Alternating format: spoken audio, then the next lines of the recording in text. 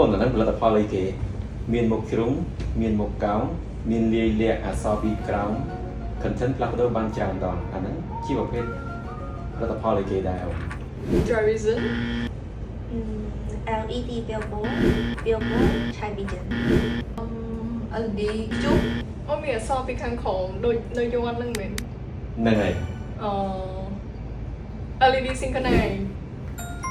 ត្រូវ អូខេខ្ញុំមិនចាញ់ Google Map ទេផ្លូវណាក៏ស្គាល់ដែរអត់ស្គាល់តែផ្លូវចូលបេដងយូ Billboard roadside correct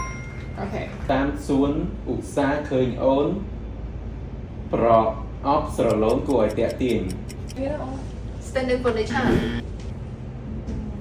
LED billboard street furniture អាហ្នឹងមិនត្រូវ អូខេ